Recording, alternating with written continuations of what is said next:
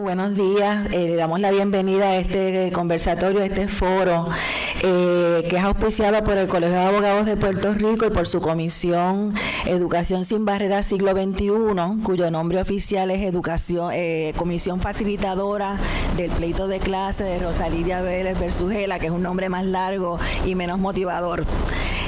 Así es que hemos escogido el tema la criminalización de la diversidad, retos frente al sistema de justicia, para resaltar, ¿verdad?, en los tiempos en que estamos, el problema que hemos visto, un problema social grave, también un problema de justicia, de menores que son procesados en el Tribunal de Menores, muchos de los cuales tienen diversidad en el área de educación especial. Así que es un foro abierto a los compañeros y compañeras abogadas, pero también a personas de la comunidad que hemos visto aquí, caras conocidas y muy queridas. Vamos a tener una introducción por el presidente de la comisión, el compañero José Torres Valentín, y después vamos a presentar a nuestros panelistas, o mejor vamos a hacerlo al revés. Déjame presentar a los panelistas y entonces José les va a dar la introducción y la bienvenida. José es el presidente de nuestra comisión, pero además es uno de los abogados de la demanda de clase, del pleito de clase de Rosalía Vélez Verzugela, que todos conocemos, ¿verdad?, no solo por lo largo que ha sido, sino por lo productivo que ha sido en términos de los derechos que ha reivindicado para la población con diversidad funcional en el sistema educativo. Aquí hay otros abogados, compañeros abogados del pleito, como el compañero José Juan Nazario, a quien saludamos. Y entonces tenemos un panel muy interesante de personas que tienen mucho que ver con este tema. En primer lugar, vamos a tener al compañero Eliezer Ramos Párez. Eliezer fue abogado del Departamento de Justicia en el pleito de clase de Rosalía Vélez, una persona con quien pudimos conversar, manejar bien las cosas, y ahora ocupa el puesto de secretario auxiliar de Educación Especial en el Departamento de Educación. Así que Eliezer nos va a hablar un poco de la política pública del departamento en relación a esta población con diversidad funcional y lo que ocurre en el Tribunal de Menores en muchas ocasiones. Y entonces, en segundo lugar, vamos a tener al periodista Benjamín Torres Gotay. Todas y todos disfrutamos de sus columnas. Los domingos la buscamos ávidamente para comenzar el día. Y estos últimos días hemos visto sus crónicas tan humanas de lo que ha pasado con Irma en Culebra, sobre todo. Benjamín nos va a estar hablando un poco de lo que ocurre, los hallazgos que se encuentran, los hallazgos más bien sociales, el impacto que tiene el procesamiento de los menores en el tribunal, que se llama de menores, pero que resulta ser a veces un foro un poco hostil, muy hostil para esta población. Luego vamos a tener a la licenciada Marta Aponte Rabasa y al compañero Julián Claudio Gotay. Ellos son abogados de la Sociedad para Asistencia Legal. La compañera Marta se desempeña en la oficina de Fajardo. El compañero Claudio se desempeña en la oficina de Caguas. Ellos son los que día a día defienden, reivindican los derechos de esta población que queremos resaltar hoy ante ustedes. Así que son titanes en este mundo, compañeros de servicios legales de la Oficina Legal de la Comunidad, de Pro Bono también llevan estos casos, de abogados de la práctica privada, como el compañero Aldrich, que está aquí con nosotros en esta mañana. Y entonces tenemos a la doctora Nancy Rodríguez, que es psicóloga forense. Ella se ha destacado mucho como perito en este foro, en el foro de menores, hablándonos sobre los aspectos de procesabilidad, los aspectos de salud mental, el impacto que tienen estos casos en la población. Y ella se ha desempeñado en la administración de los tribunales, en el Departamento de Familia, en el Tribunal de Menores también. Así que tenemos un panel muy bueno. Vamos a tener exposiciones como de 15 minutos y después vamos a pasar a tener un diálogo con ustedes. Vamos a tener esa oportunidad. Así que dejo con ustedes en primer lugar al compañero José Torres Valentín.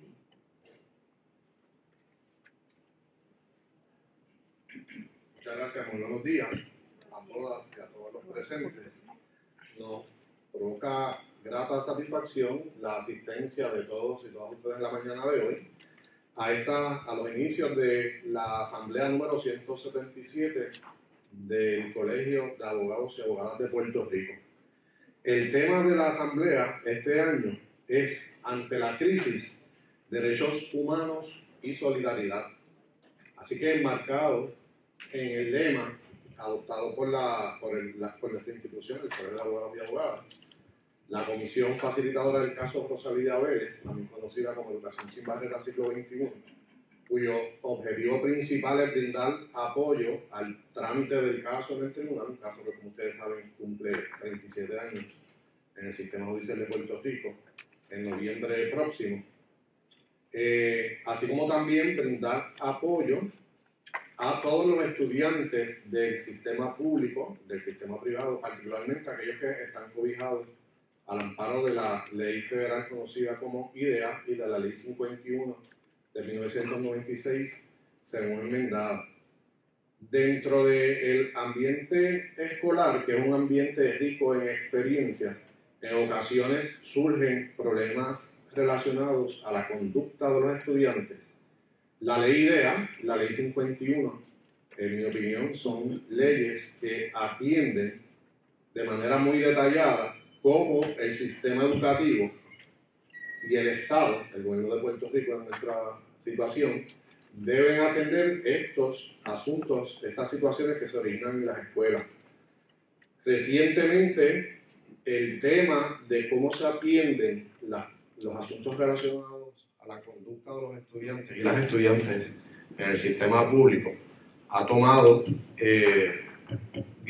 ha sido un tema de gran interés, no tan solo para la profesión jurídica, sino para la comunidad en general, y los comisionados y comisionadas de esta comisión, ¿verdad?, de la Comisión Facilitadora del Caso Rosalía Vélez, entendimos que el tema era y es uno muy apropiado para atender en esta asamblea, que, como sabemos, y repito, ¿verdad?, ante la crisis, son derechos humanos y solidaridad.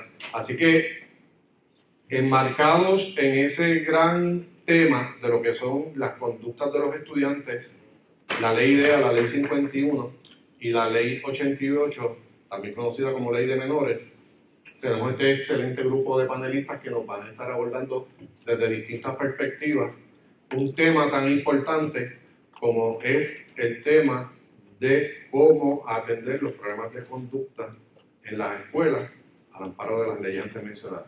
Sin más preámbulo, agradeciendo su asistencia, su atención, la compañera Josefina Pantoja, moderadora, continuará con el trámite del foro. Muchas gracias.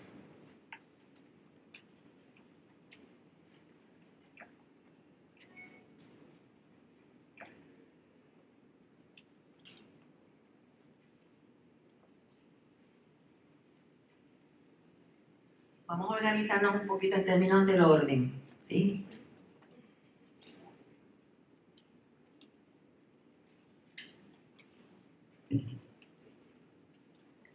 Vamos a tener en primer lugar al compañero Benjamín Torres Otay para su presentación. Eso nos va a ubicar en términos un poco sociales para el resto del panel. Adelante, Benjamín. Acá yo creo que tiene que ser para la grabación.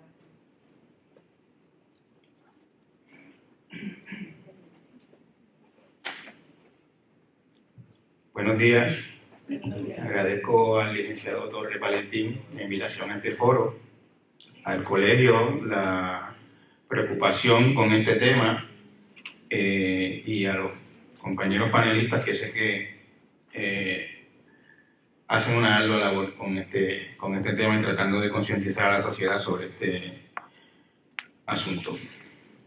Yo lo que voy a hacer es un poquito hacer un recuento de cómo yo llegué a este tema y un poquito del efecto que siento que eso tiene en la sociedad y en nosotros.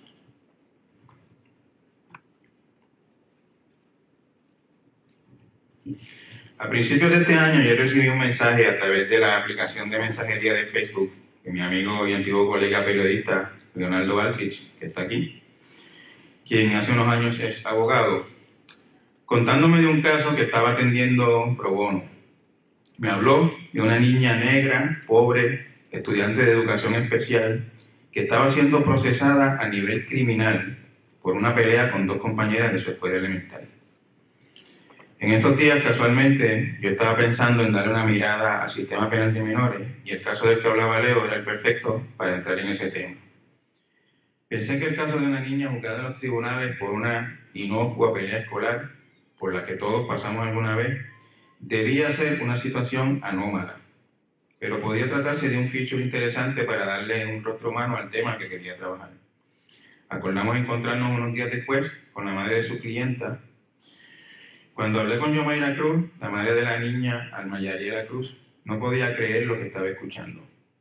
La niña fue arrestada, se le leyeron derechos, pasó por una etapa de vista preliminar, y en el momento en que hablamos esperaba juicio por supuestamente haber empujado a otra niña, haberle dicho, que perdonan, en los tribunales se habla las cosas como son, haberle dicho puta, y cuatro ojos, y chumba, a otra niña y haberlas amenazado con ahorcarlas con un abrigo, como eso se puede hacer, y tirarlas por una escalera. Por estas alegaciones, la niña, que tiene problemas de aprendizaje, de comunicación, enfrenta 5 denuncias: una agresión simple, 2 de alteración a la paz y 2 de amenaza.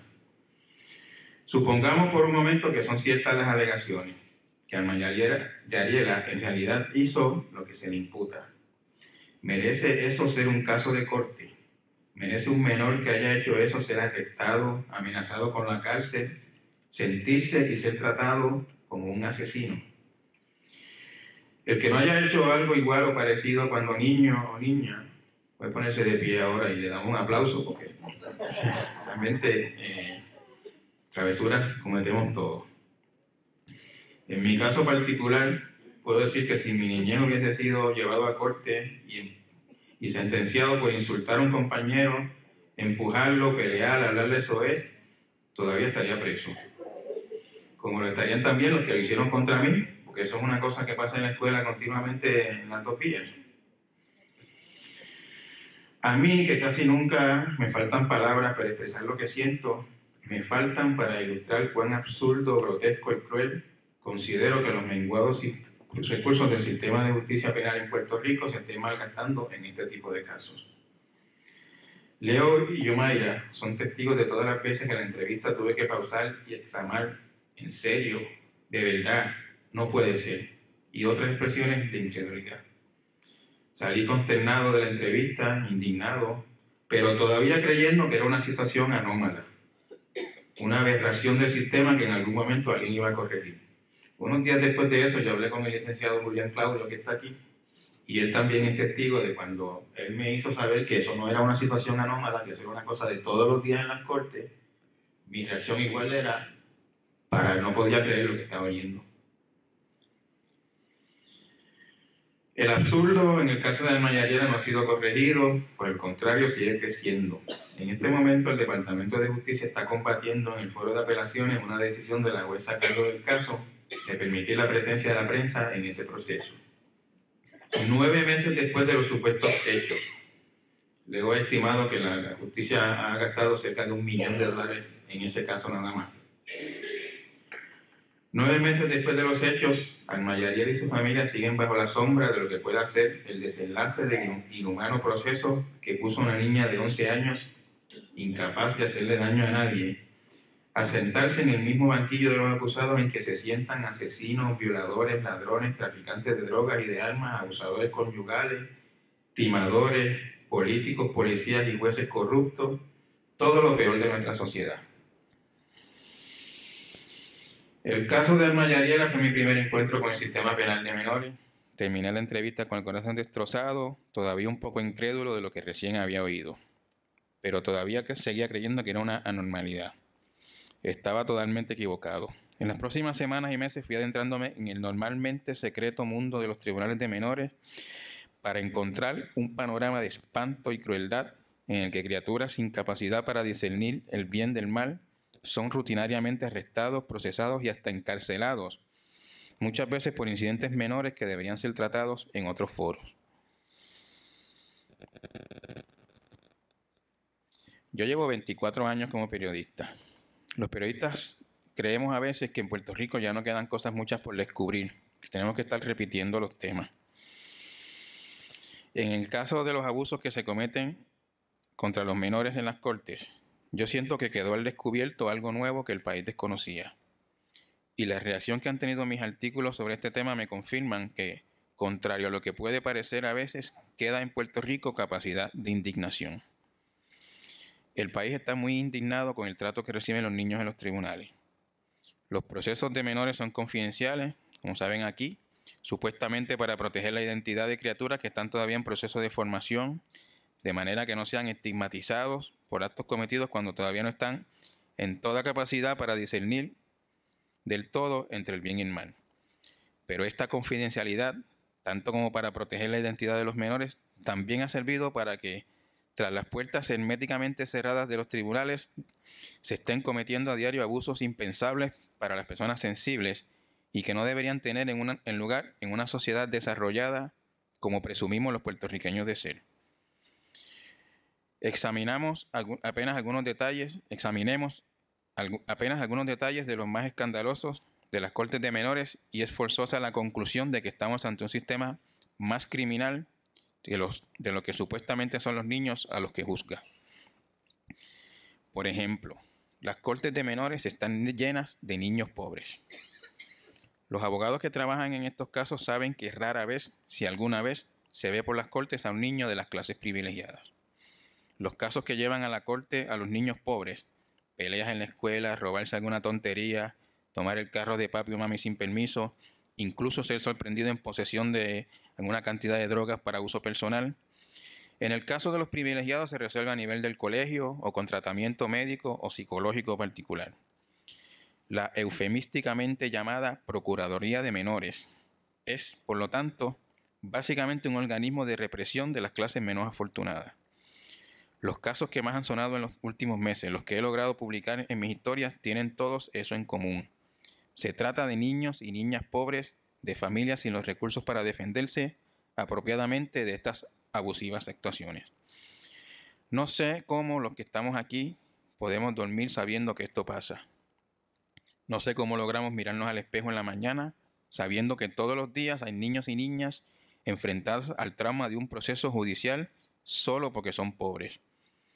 No sé por qué nunca, que yo sepa, ha salido un juez de menores a preguntarse públicamente por qué casi la totalidad de los casos que le llegan a sus salas vienen de escuelas públicas y de las clases menos afortunadas. No sé por qué nunca un procurador de menores ha dicho no más y no ha salido públicamente a denunciar este ensañamiento del Estado contra los pobres. No sé por qué no ha pasado esto, pero puedo imaginarlo. Todos se prestan a la pantomima para poder seguir con opciones de continuar ascendiendo en el sistema judicial. A los procuradores, por otro lado, les debe resultar más fácil y más seguro dedicarse a procesar niños y niñas por decirse chumba en la escuela que encargarse de organizaciones de tráfico de drogas, por ejemplo. Están todos muy cómodos siendo parte de esta trágica comedia. Nadie quiere ser el Quijote que se pare frente a los molinos y ponga al país al tanto de lo que ocurre tras las puertas de las cortes de menores. Sé que no es inusual que jueces de menores paren los procesos en sala y manden a resolver los casos en otros foros.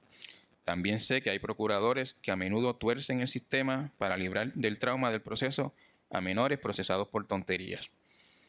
Pero creo que todos debemos estar de acuerdo en que es una vergüenza que detener abusos como este dependa del buen corazón de uno o de otro, o de la conciencia de aquel o de este, y que no haya frenos estructurales, sistémicos, que eviten estos absurdos. En los tribunales de menor también se da a menudo casos de niños encarcelados antes de que se les pruebe cualquier delito o falta, como le llaman en el sistema. A esta hora en que estamos aquí, en este salón tan cómodo, hay niños encerrados en lúgubres celdas, sencillamente porque un juez determinó que no hay nadie apto para encargarse de ellos mientras se dilucida si se cometió la falta que se le imputa. Vamos a verlo de esta manera y tratemos de no incomodarnos.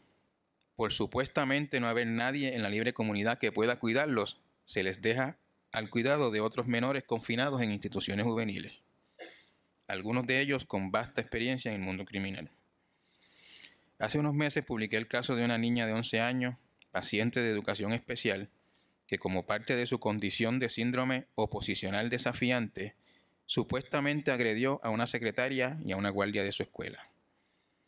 El juez, cuyo nombre desgraciadamente no sé, para ponerlo en evidencia delante de todo el país, decidió que no había nadie en la libre comunidad apto para cuidarla y la ingresó a una institución donde, entre otras cosas, fue objeto de avances sexuales de una confinada de más edad. Al par de días, el caso fue desestimado por falta de pruebas, pero en ese momento ya la niña había sufrido el trauma de haber estado encarcelada. Esos 3 días de cárcel le arruinaron el resto de la vida a esa niña, que no pudo volver a la escuela y que terminó cometiendo otros actos que la llevaron de nuevo varias veces a instituciones juveniles, donde estaba al momento en que su familia planificaba celebrarle su quinceañero. Ese evento tan traumático destruyó también al resto de su familia, según me contó la madre en una entrevista. Más de 10 años después de los hechos, esa familia sigue viviendo la resaca del trauma que les representó una actuación tan burda y tan bruta del sistema. ¿Cuántos casos más habrá así entre nosotros? ¿Cuántas vidas habrán sido malogradas por un sistema inhumano y cruel que trata así a criaturas a las que deberíamos estar protegiendo como a piedras preciosas? El caso de esta niña y el del Mayarila ilustra también otro crimen que rutinariamente se comete en las cortes de menores: el procesamiento de niños y niñas de educación especial. La ley federal IDEA establece un estricto protocolo para el manejo de situaciones de conducta en estudiantes de educación especial que por sus condiciones no pueden ser tratados como cualquier otro. En ninguna parte de ese protocolo se contempla el uso del sistema penal para lidiar con estas situaciones. Los departamentos de Educación y Justicia pisotean estos protocolos rutinariamente, como cosa de todos los días. Ni en el caso de la niña que estuvo presa 3 días, ni en el de Mayariela, se tomó en cuenta en ningún momento que los actos que se le imputaron pudieron haber sido consecuencia de sus condiciones de salud mental, ni cómo estas condiciones pueden comprometer su capacidad para entender y afrontar procesos criminales en las cortes. En el caso de Alma Yariela, su abogado trató varias veces de que la corte entendiera que no estaba en condiciones de cooperar con su defensa, porque apenas habla y es obvio que no entiende nada de lo que está pasando en la corte. Nadie le hizo caso. Siguen tratando a la niña como a cualquier matón de esquina. La familia de la niña, que estuvo presa 3 días, le ganó una demanda al gobierno de Puerto Rico por el tratamiento salvaje que dieron a la menor. Alma Yariela seguramente también ganará una demanda en su momento, porque ha sido tratada como si no tuviera ninguna condición de aprendizaje. Moraleja: estos procesos no solamente son tremendamente crueles e injustos contra los niños, también le cuestan dinero al quebrado gobierno de Puerto Rico. Días después de publicado mi reportaje, 4 senadores captaron el mensaje y presentaron un proyecto para fijar en 13 años la edad mínima para que un menor pueda ser procesado en los tribunales. También habría prohibido otra crueldad que se comete rutinariamente en las cortes de menores: llevarlos a la sala encadenados. En la comunidad científica no hay consenso sobre a qué edad un menor está en condiciones de entender las consecuencias de sus actos, pero se entiende que 13 años es una barrera razonable para separar a los que saben de lo que hacen, a los que no saben de lo que hacen, de los que sí.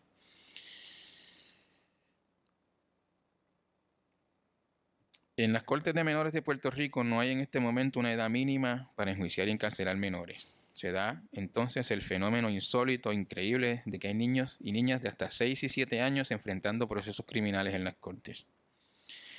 El otro día, mirando estadísticas de violencia de género para un artículo que estaba preparando, me encontré con el caso de una niña de menos de 10 años convicta por agredir a su pareja. La gente con la que yo comenté esto me decía, debe ser un error. Y yo le decía, puede ser un error, pero en Puerto Rico nada se puede dudar realmente. Era una estadística de hace como 2 o 3 años que si era un error, estuvo como 3 años ahí sin que nadie lo viera. Yo personalmente no creo que es un error. Creo que algo así puede haber pasado.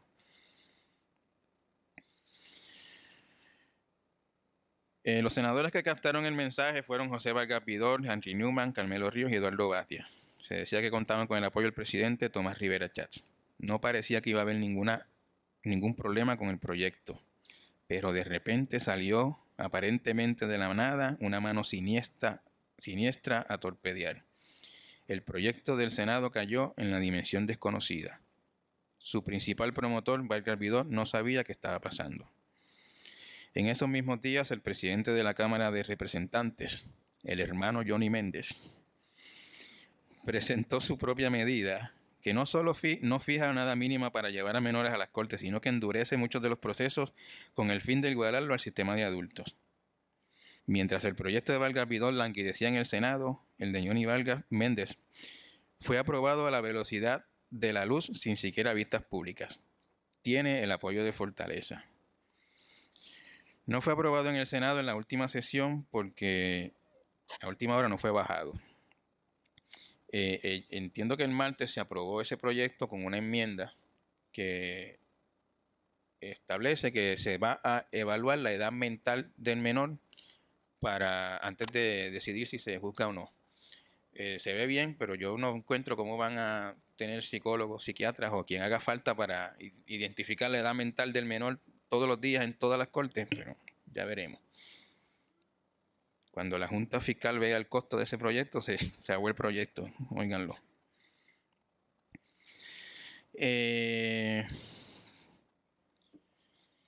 La secretaria de Justicia se opone a fijar la edad mínima, no ha podido explicar racionalmente por qué.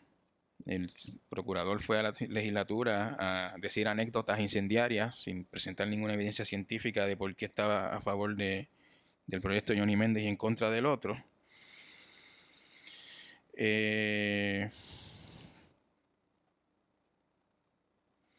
Yo quiero terminar ya, me están poniendo el relojito.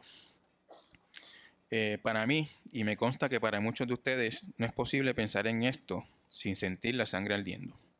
Sabemos que hay menores que cometen actos verdaderamente graves para los que se necesita un sistema penal eficiente que ponga todos los recursos que sean necesarios para tratar de enderezarlos.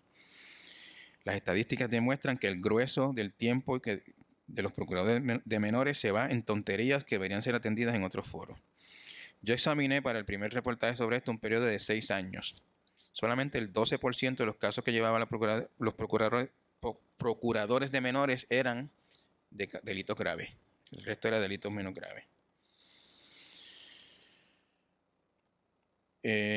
Todos aquí fuimos niños. La mayoría probablemente tenemos hijos que tienen o tuvieron recientemente esas edades y que si son humanos y tienen sangre en las venas, más de una vez cometieron alguna travesura.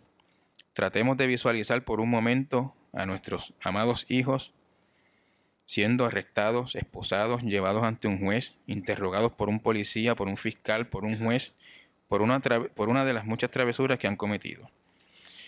Yo francamente, y aquí les voy a hablar un poquito desde el corazón, mostrando una parte que normalmente no muestro públicamente. A mí estas historias me han hecho llorar algunas veces. Después de terminar de trabajar, de escribir, de entregarla, cuando pienso en lo que están pasando esos niños, realmente me ha sacudido, yo diría que como casi ninguna otra historia que yo haya trabajado. Yo sé que el pueblo de Puerto Rico se siente igual. Yo sé que a la gente esto le indigna. Y hay que buscar francamente la manera de pararlo. Muchas gracias a todos.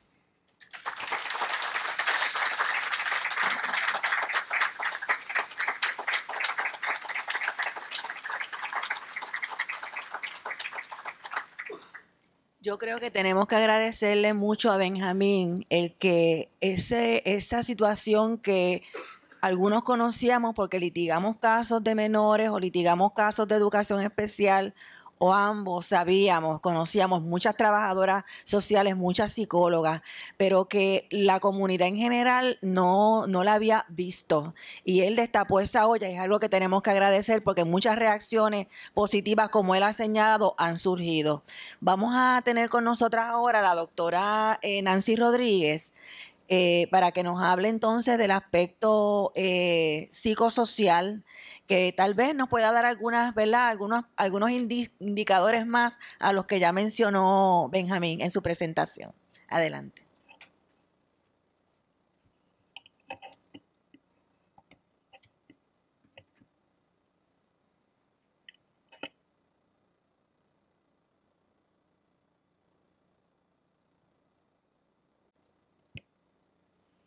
Vamos a empezar con un casito. Vamos a pensar que somos psicólogos todos, ¿verdad? Y tenemos esta presentación de caso. Nos habla de un paciente que se mantiene acostado todo el tiempo, no logra expresar sus necesidades.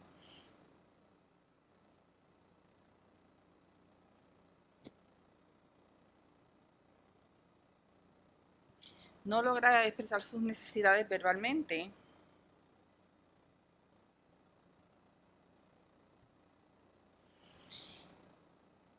Realizando sonidos o emitiendo llanto cuando tiene alguna necesidad fisiológica, no logra avisar cuando desea evacuar o orinar, por lo que es necesario mantenerlo con pañales. No logra alimentarse con comida sólida, por lo tanto tiene que alimentarse con líquidos y con puré. Por momentos parece molesto y la mayor parte de las veces expresa su molestia con llanto antes de dormir. ¿Qué ustedes piensan que tiene el paciente? ¿Qué condición? ¿Les viene alguna condición a la mente? Ajá. Uh-huh.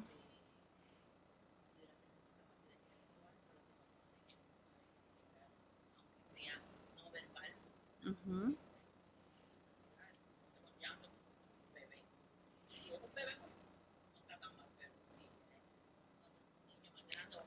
Un adulto, una persona envejecida, quizás encamada.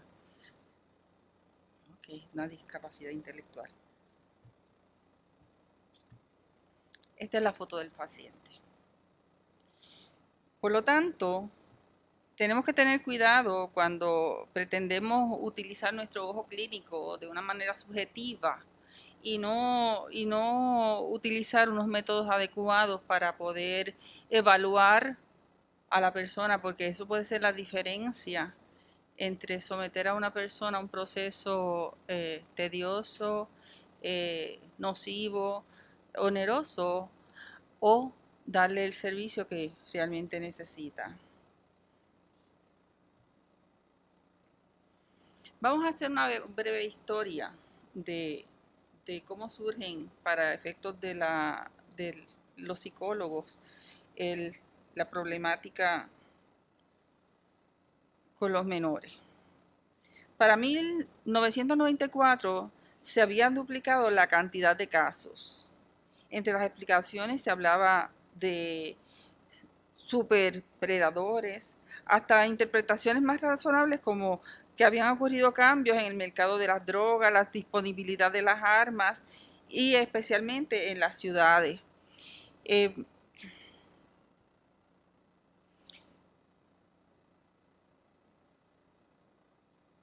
Tengo aquí. Como parte de este efecto hubo un aumento en la violencia escolar en las áreas metropolitanas como en los suburbios. Estamos hablando de Estados Unidos, no estamos hablando de Puerto Rico.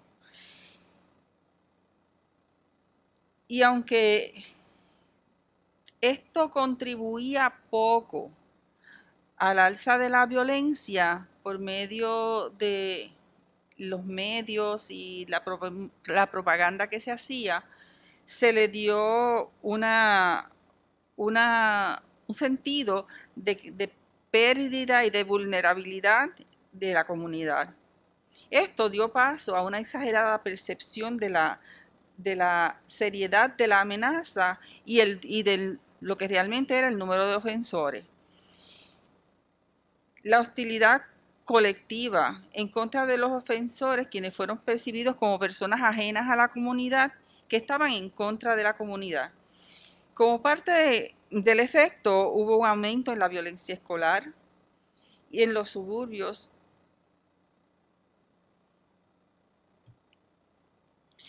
Y como resultado se crearon leyes que resultaron en sanciones más punitivas, más severas para los jóvenes que cometían serias y violentas ofensas.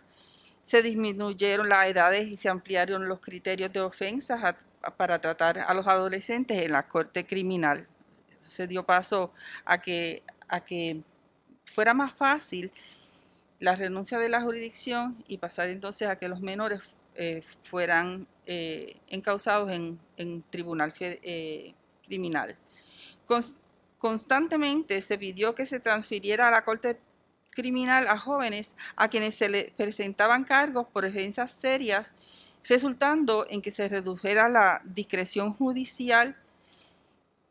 Aumentaron las penas en los casos en los que tenían jóvenes en el sistema.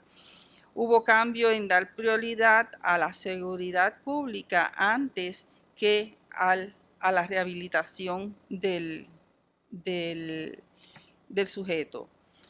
Concurrentemente con estos, en los años 90 comenzó a reportarse un aumento en la proporción de jóvenes con trastornos mentales que estaban siendo entonces entrados y encausados en el sistema judicial.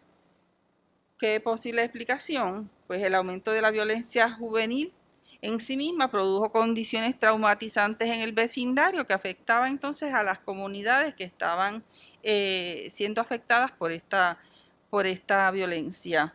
Otra explicación, que el reducir la discreción judicial y asignar complejas penalidades primariamente basadas en la ofensa del joven, redujo el cernimiento que se podía realizar y poder así discriminar entre los jóvenes que estaban teniendo conductas propias de condiciones mentales de los jóvenes que estaban cometiendo faltas. Simultáneamente con los cambios en las tasas de crimen y las reformas legales se deterioraron los servicios de salud mental debido a la situación financiera del momento, y es algo parecido a lo que está ocurriendo hoy día.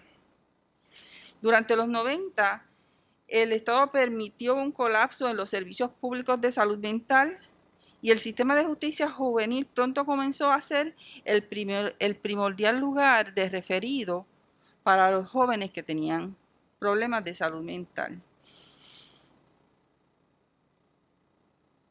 De hecho, en Puerto Rico, muchas veces llegan padres a los tribunales pidiendo que el tribunal se haga cargo del manejo de sus propios hijos, porque no logran el acceso a recursos eficientes de salud mental. Es difícil discernir cuán extenso es el problema, ya que los distintos estudios arrojan distintos resultados, y esto se puede deber a que se usan distintas variables para medir en los distintos estudios. Mientras en algunos estudios puede haber un 1% en términos de esquizofrenia, otro estudio puede arrojar un 16%. Acerca del mismo tema, otro estudio arrojó un 45%, que pertenece al tema inicial. Esto se repite en trastornos de ansiedad, en déficit de atención, en hiperactividad, donde se estima que puede haber hasta un 66%, otros estudios hablan de un 70% de niños, de adolescentes que padecen estas condiciones y que se encuentran ya dentro del sistema. ¿A qué se debe las diferencias? Bueno, se puede deber a los trastornos que se incluyen. Hay trastornos que no se incluyen. Por ejemplo, el retraso mental no es algo que comúnmente se mide cuando se va a hacer una evaluación de procesabilidad. Por ejemplo, hay trastornos pervasivos de desarrollo que se espera que la persona tenga una deficiencia de menor o mayor grado que le pudieran estar impidiendo el entrar en el proceso. Tampoco eso se mide. De hecho, se requieren especialistas para hacer este tipo de seguimiento. El sistema no cuenta con ellos.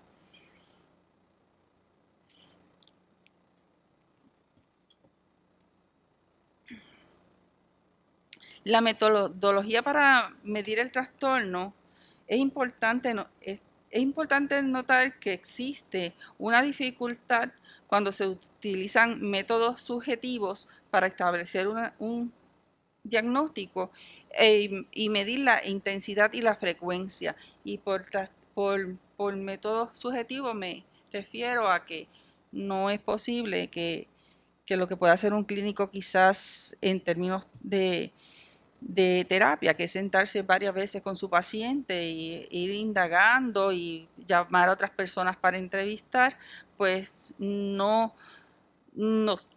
pero no se acostumbra a hacer en los tribunales. En los tribunales se lleva a cabo una sola entrevista y lo que se puede obtener de ahí es lo que concluyó el perito. Y el perito pues no está usando comúnmente los métodos válidos, consistentes y empíricamente probados para poder medir alguna condición que pueda tener el menor. Hay trastornos que van a incidir en la capacidad que tenga la persona para afrontar el proceso. Por ejemplo, está el trastorno de déficit de atención con hiperactividad, el trastorno oposicional desafiante, los trastornos de conducta, la depresión, la distimia, el uso de sustancias, la ansiedad. Tanto para las niñas como para los varones, la mayor parte de los tipos de trastornos mentales son altos. La mayor parte de los estudios no evaluaron retraso mental, como mencioné anteriormente. No todos los jóvenes que cumplen con los criterios de diagnóstico del manual del DSM-5 van a necesitar tratamiento. Y muchos niños que necesitan tratamiento no cumplen con criterios de ese manual. De hecho, en lo personal, yo no me dejo llevar por los criterios de un manual para determinar si una persona puede ser procesable o no, sino por las conductas, por la manera de visualizar la vida, por los estresores que tiene la persona, por el funcionamiento en sí del ser humano. Porque lo cierto es que nosotros no somos un diagnóstico, nosotros no somos una etiqueta. El reconocer una obligación moral del tema y una evaluación del acceso se hace pertinente que se revisen las leyes, tanto federales como estatales, que definen las obligaciones, no solo los aspectos relacionados con la rehabilitación, sino la oportunidad que debe tener el menor a un desarrollo óptimo.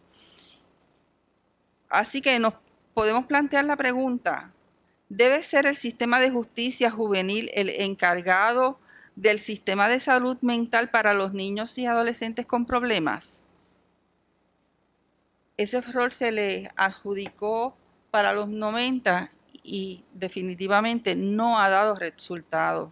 Hoy día vemos las consecuencias de que no ha dado resultados. Son niños que siguen entrando como en una puerta giratoria al sistema ya estando en la adultez. Razones principales por las cuales debemos preocuparnos por los trastornos mentales de los jóvenes ofensores. Hay una obligación por parte de los custodios, y en este caso del Estado, de las agencias públicas, para responder a las necesidades de salud mental de los jóvenes. También se les tiene que garantizar el debido proceso, su protección y el procedimiento adjudicativo si los adultos con trastornos mentales están protegidos debido al debido proceso. También los niños son ciudadanos y tienen derecho también a que se les proteja el estar en el debido proceso. La seguridad pública. Existe una obligación asociada con el sistema de justicia para proteger al público de las conductas violentas futuras de los jóvenes que están bajo el sistema. Por lo tanto, también tienen la responsabilidad no solo de buscar la rehabilitación Si el niño es un ser humano integral y sus trastornos emocionales y mentales se tienen que también tratar para que este niño pueda tener un desarrollo óptimo. Así que sabemos que es costoso, sabemos que tenemos pocos recursos económicos en estos tiempos, pero ¿deberían ser los niños los que paguen las consecuencias?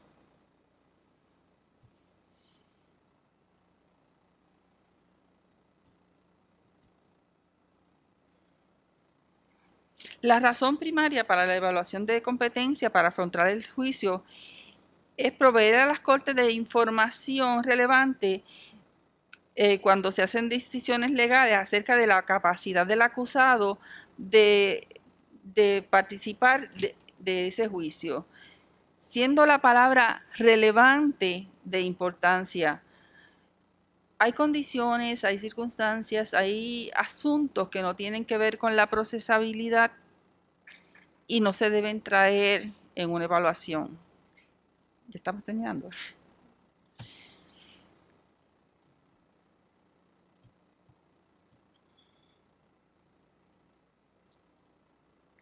¿Cómo puede afectar a un adolescente el que se le garantice el debido proceso de ley si el mismo se encuentra afectado por una condición mental?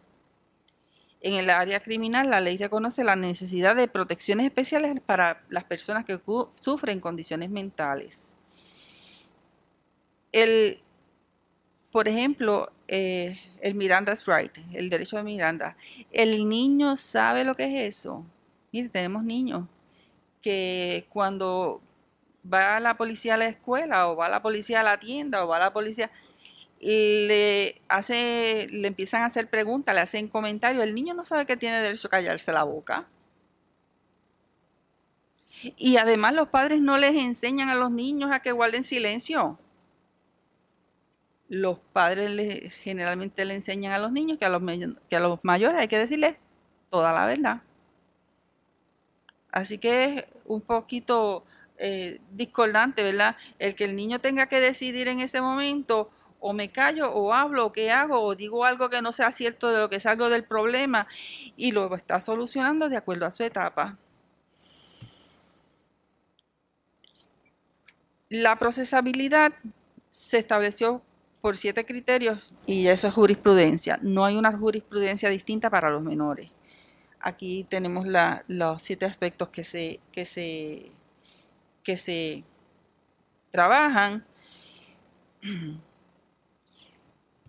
Esta competencia debe incluir además la capacidad para entender el proceso que se está llevando en su contra, entender los consejos que le pueda dar su defensa, además de poder tomar importantes decisiones y potencialmente ceder a derechos constitucionales. El hecho de que una persona tenga una condición mental no le hace automáticamente incompetente ante el proceso, y eso lo tenemos claro.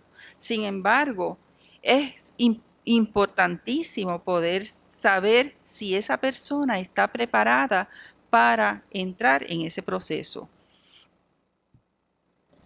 Sabemos que los niños tienen la capacidad de madurar. Los adultos debemos tener la capacidad de madurar también. Yo a veces solo pongo un poquito en tela de juicio, pero en este momento lo importante son los niños. Sabemos que si un niño a la edad de 11 años pues va a cometer unos errores debido a su inmadurez, tenemos la expectativa y la esperanza de que cuando tenga 30 pues ya haya madurado y ya no cometa esos mismos errores, ¿verdad? Estamos negándole el derecho a crecer, el derecho a madurar de una manera natural, de una manera normal, de una manera asistida. Y lo entramos a un sistema que lo cierto es que muchas veces no es lo que parece desde afuera. Y para terminar, voy a dejar la presentación hasta aquí, pero sí les quería comentar de mi primer caso. Mi primer caso fue un niño que apenas llegaba a los 7, 8 años. Y la estatura, el nene no me llegaba por aquí quizás, un nene delgadito. Y me tocó hacer una evaluación del niño. bajé a las celdas donde los alguaciles tienen a los confinados que traen a los tribunales. Y cuando veo a aquel nene peso pluma, amarrado con cadenas, ese fue mi primer caso. Y yo le pido al alguacil que me deje al nene, por lo menos, el nene no podía levantar las cadenas, o sea, no estamos hablando de cinta, estamos hablando de cadenas. Y me dijeron que no era la costumbre desencadenar a los reos. Y yo dije, bueno, pues el nene no puede escribir porque con eso no puede levantar un lápiz. Y para mí fue indignante. Cuando subo, sí, le comenté a la supervisora de trabajo social que me pareció una crueldad que un niño que no tenía forma de escaparse, que estaba asustado, como un gatito de un mes que se quedó en la calle y que se mojó. Así estaba ese nene. El nene no paraba de llorar y estaba ahí porque se había dicho en la cancha del lugar donde vivía que le había visto la ropa interior a una nena y que por eso lo estaban tratando de proteger, llevándolo a un lugar en Ponce para que no le fueran a hacer nada en la comunidad. Y yo creo que es una forma bien cruel de protegerlo. Tenemos una responsabilidad bien grande. Tenemos que buscar los recursos. Tenemos que desarrollar estudios que puedan proveer a los profesionales del conocimiento que le permita verdaderamente hacer justicia con los niños, porque los niños no tienen menos derechos que los derechos que tengamos los adultos. Buen día.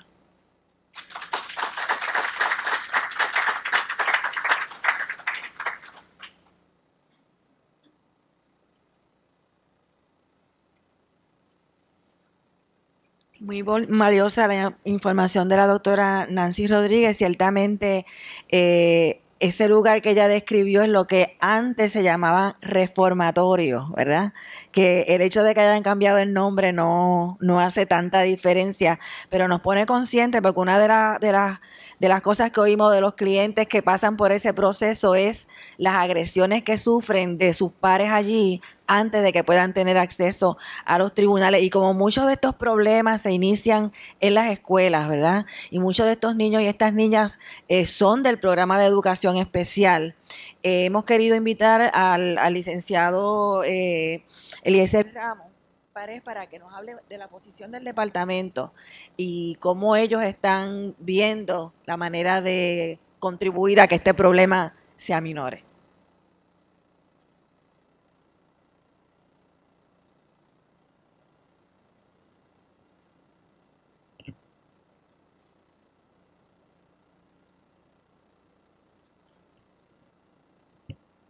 Muy buenos días.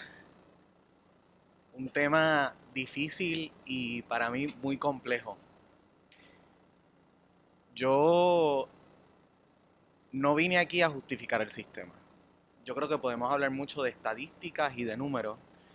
Yo atiendo un programa, me toca implantar política pública en un programa que se supone que sirva a 144,000 estudiantes. Y que el sistema le falle a un solo niño es inaceptable. Así que podemos hablar mucho de leyes, de requerimientos, de servicios,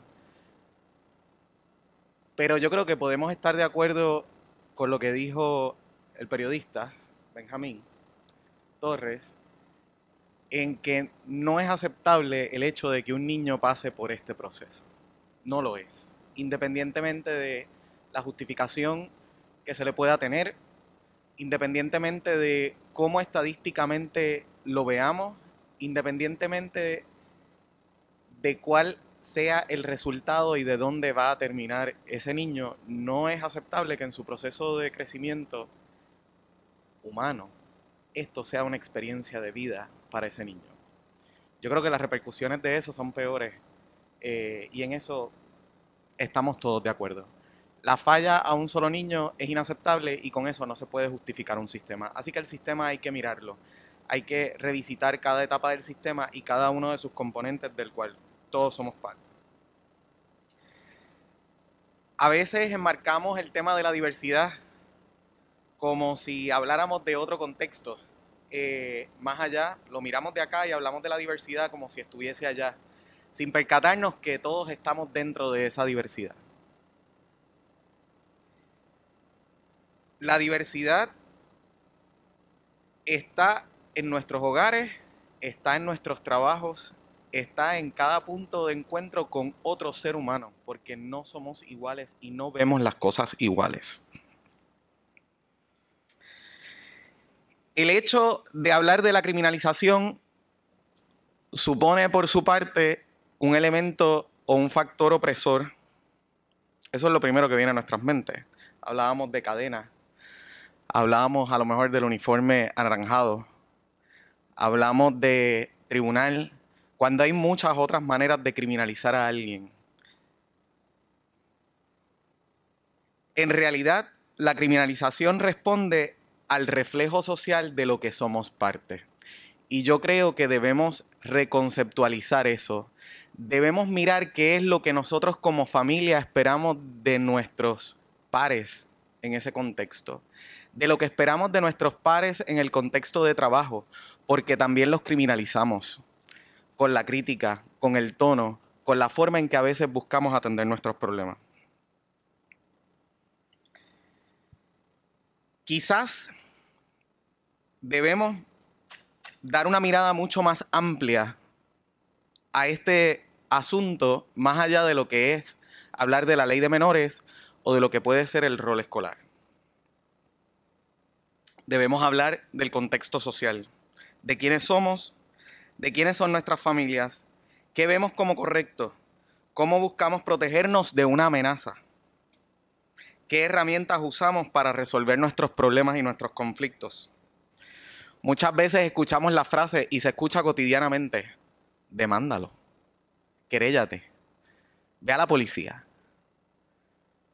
No es algo única y exclusivamente de funcionarios, es algo que se escucha en la calle. Y ese es el consejo que le damos al que se sienta en el banco al lado de nosotros cuando nos expresa un problema, sin intentar otras herramientas que a veces tenemos de frente. Y más allá, cuando hablamos de la calle, de la justicia callejera, que realmente ni siquiera se trata de eso, se trata de otra forma de buscar justicia. Y en esa cadena y en ese círculo de visión crecen todos nuestros niños en el contexto social en el que están, el que vive en unas condiciones de pobre educación o de pobreza económica extrema, vive mirando que eso es lo correcto. El que vive en otro nivel social y le enseñaron a todo el tiempo estar demandando, porque con una demanda siempre alguien tranza y te da 5,000 o 10,000 pesos, se acostumbra a resolver sus problemas así. Ese es el contexto, y no sé si realmente la invitación debería ser a comenzar a mirarnos como sociedad de cómo realmente atendemos nuestros problemas y nuestros asuntos.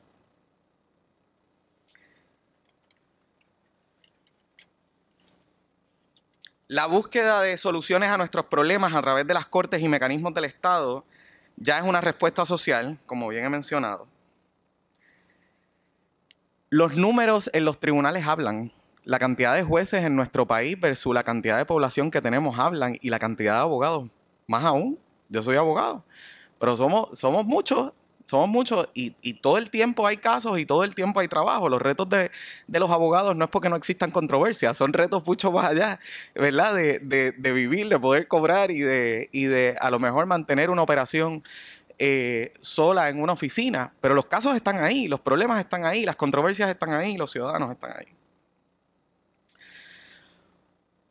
Hoy en nuestras escuelas tenemos un sistema de disciplina. Entrando ya al tema, ¿verdad?, que me toca manejar directamente. Basado en el castigo. Se cuenta con un reglamento estudiantil que contempla situaciones, castigo y métodos para aplicarlo. A su vez, tenemos una gran cantidad de cartas circulares, memorandos, reglamentos, una cantidad de papel que probablemente no existe alguien en el departamento que los haya leído todos y se acuerde de todos al momento de preguntarle porque la realidad es que son demasiados. Así que estamos llenos de protocolos y educación especial no es la excepción. Tenemos una gran cantidad de protocolos y entre estos está el manejo de asuntos disciplinarios.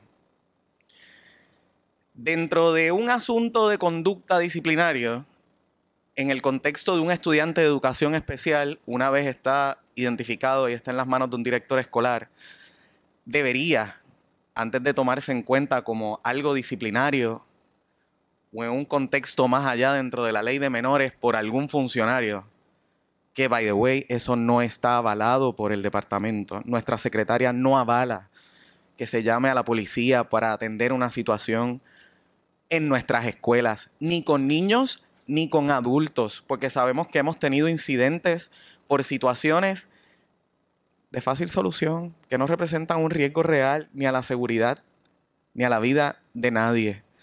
Pero volvemos al contexto, estos funcionarios son parte de la sociedad en la que vivimos y responden como les he hablado. La forma más fácil es, no nos estamos entendiendo y llamé a la policía, se acabó. Te tienes que ir de aquí. No buscamos otra forma de diálogo. No buscamos otras herramientas que sí existen y que científicamente están probadas. Así que en el caso de un estudiante de educación especial, debería convocarse a una reunión del Comité de Programación y Ubicación dentro de 24 horas. Y este comité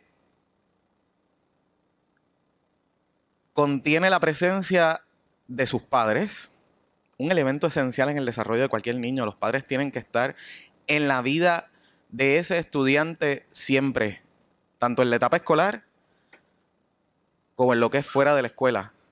Es esencial para el buen funcionamiento de cualquier plan o estrategia que se diseñe. El componente educativo y en ciertos casos los especialistas que están trabajando con este estudiante deberían ser parte de esto. ¿Para qué?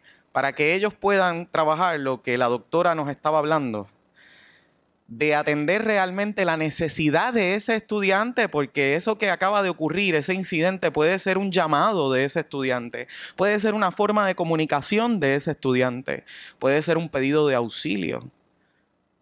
Yo quisiera que el 100% de nuestros niños estuvieran seguros en sus casas, pero no siempre lo están. No es el mejor lugar para estar. Debería serlo, pero no lo es. Así que ese comité está allí llamado para atender la situación, evaluar si en efecto la conducta reflejada por el estudiante tiene alguna relación con su condición bajo la cual está recibiendo servicios en el programa y se puede establecer un plan para manejar esa situación, un plan que puede conllevar modificaciones a su horario escolar, modificaciones al impacto, modificaciones a la ubicación en donde está hoy, modificaciones a los servicios relacionados que está recibiendo. Claro, esto es lo que debería ocurrir. Yo reconozco que no es lo que siempre ocurre. Yo reconozco que para que esto ocurra, necesitamos en primer lugar funcionarios comprometidos que dominen y que ejecuten para que esto se dé. Y segundo, padres que acudan de inmediato al llamado que haga la escuela. Y yo sé que no siempre estos elementos están ahí para un niño. Cuando este comité determina que esta situación no está relacionada con, ¿verdad?, con la condición diagnosticada en ese estudiante y por la cual está recibiendo servicios, pues procede a devolverle el caso al director escolar, quien procederá a activar la disciplina. Ahora bien, esto es lo que establecen los libros, los manuales, los reglamentos, las cartas circulares, los memorandos, todo lo que tenemos hoy. Pero ¿a qué aspiramos? ¿Qué realmente nosotros queremos del sistema? Y la secretaria ha hecho varias expresiones sobre este particular. Y es que ya tenemos modelos de cosas diferentes. Ya hay lugares donde han implantado otro tipo de modelos de lo que nosotros conocemos como disciplina. Otros modelos de manejo de conducta en nuestras escuelas que lo que buscan es la prevención. Buscan motivar lo bueno, fomentar la conducta positiva y no el castigo. No es que el castigo desaparece del todo, pero el enfoque es totalmente diferente. Para empezar, buscamos un sistema que sea de todos, que la comunidad escolar sea quien se apodere de la escuela. El director escolar no es el dueño y señor de la escuela. El secretario de educación de turno no es el dueño y señor del sistema. No lo es y no lo puede ser. Nuestros niños necesitan de más. Necesitamos un sistema en el que el propio estudiante pueda confiar, con una comunidad escolar apoderada. La disciplina escolar debe ser vista como un instrumento educativo y no como el mecanismo de castigo. Para ello es esencial analizar el porqué de una conducta. ¿Se trata de una condición? ¿Se trata de algo emocional? ¿Se trata de un berrinche realmente lo que está ocurriendo? ¿Se trata de un grito de auxilio de ese joven? Y hay metodología para identificar eso. No vamos a cambiar el sistema de un día para otro, pero podemos iniciar ese esfuerzo. Buscamos cambiar los modelos de conducta existentes en nuestras escuelas y con ello provocar una transformación social. Buscamos fomentar el diálogo entre compañeros, las conductas positivas sin incurrir al castigo y el apoderamiento de la comunidad escolar. Desarrollar la confianza del estudiante, el respeto, la responsabilidad, la justicia, la bondad y el civismo. Dentro de la política pública está la capacitación de nuestros funcionarios con herramientas ya probadas científicamente. Por ejemplo, y esto inicia ya, y es el llamado sistema del PBIS, que en español es Intervenciones y Apoyos Conductuales Positivos.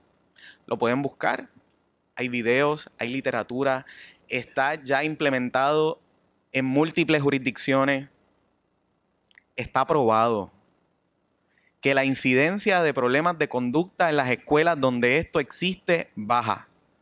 Y no solamente baja, los estudiantes tienen un mejor aprovechamiento académico, que a veces es el problema de conducta. Tenemos un rezago de destrezas y ¿qué hace el muchacho? Se aburre en las clases y empieza a molestar a los otros. Así que este sistema, lo que es el PBIS, que realmente me ha tocado a mí liderar esa iniciativa, lo vamos a comenzar este año en todas las escuelas elementales del país. Son la gran mayoría de las escuelas en esta primera fase. Es una inversión millonaria, pero creemos que el sistema lo necesita. Estamos hablando de cerca de 800 escuelas para este año impactadas con este sistema. Y este sistema no tiene otra cosa que capacitar a nuestros maestros de distintas formas. La organización del salón de clase, en primer lugar, es un efecto y es un elemento que influye en la conducta de estos estudiantes. Poder identificar las fortalezas y las debilidades de nuestros estudiantes, no solo en aquellos de educación especial, sino en todos sus estudiantes. Es un elemento esencial. Así que el maestro en la sala regular debe recibir capacitación para comenzar a comprender que los elementos en su salón de clases son esenciales. Que la recopilación de datos en su salón de clases es esencial. El niño que tiene un comportamiento inadecuado hoy, a lo mejor no lo tiene mañana, pero a lo mejor sí.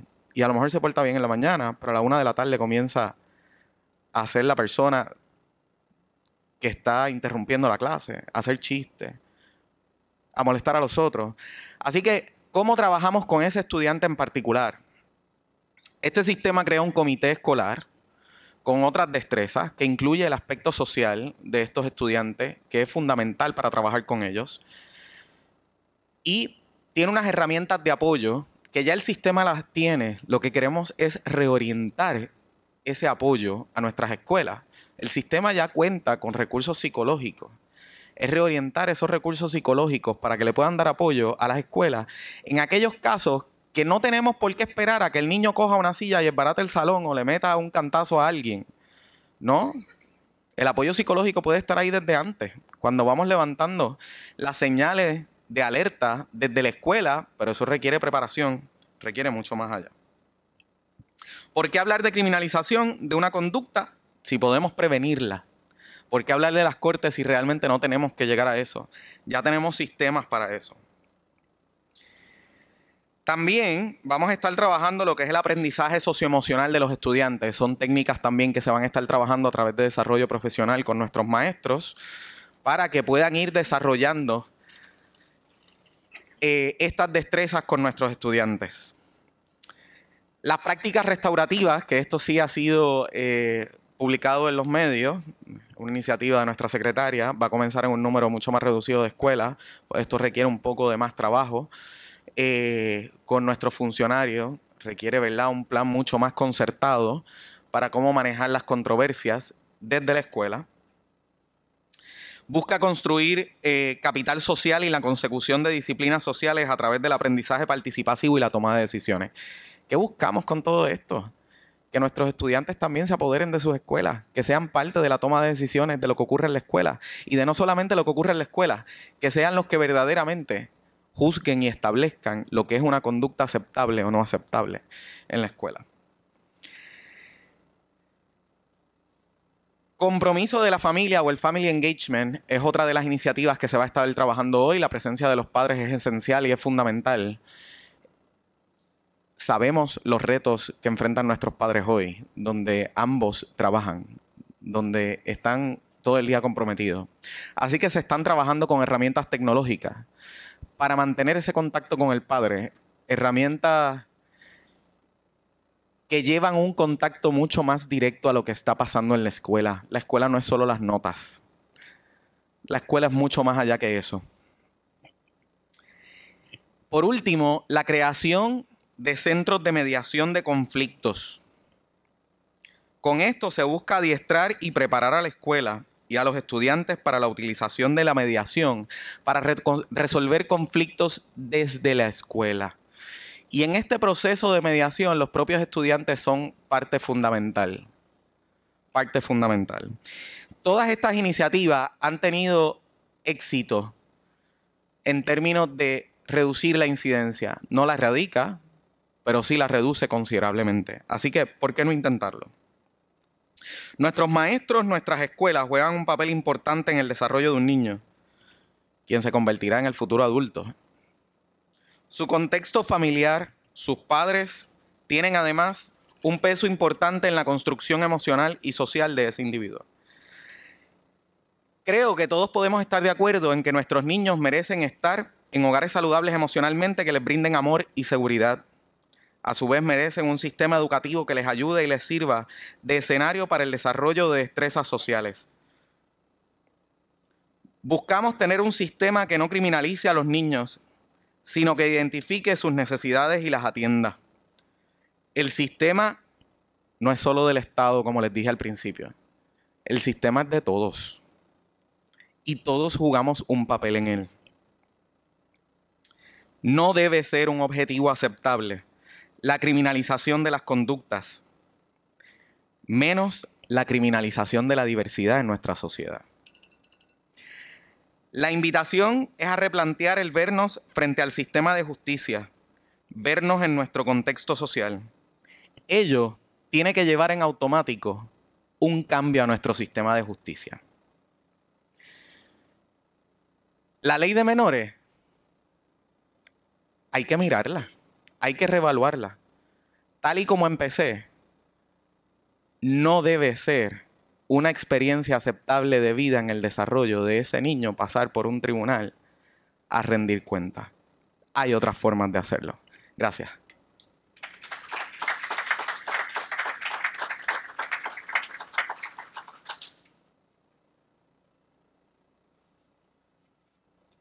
Bueno, derechos humanos y solidaridad es el eje, ¿verdad?, que transversalmente se basa en nuestra asamblea este año, y la gente que cree en los derechos humanos y en la solidaridad, pues es gente de esperanza, tiene esperanza. Así que yo tengo mucha esperanza de que este planteamiento que nos han traído pueda hacerse realidad, pero mientras tanto es bien importante Es bien importante que se garanticen sobre todo los servicios que tienen que ver con la parte psicológica de nuestros estudiantes, porque cuando hay baches en esos servicios, entonces se propician conductas que no son bien atendidas.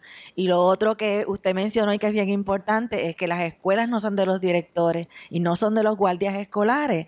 Así es que esas personas no deben tener el poder de estar refiriendo y asusando a las mamás y a los papás para que procesen a través del Tribunal de Menores. Así que ese mensaje se va ahí.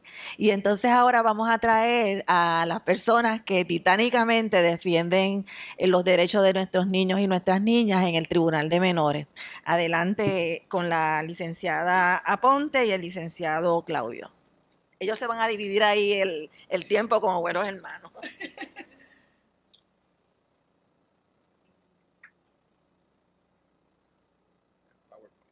PowerPoint. Bueno, buenos días.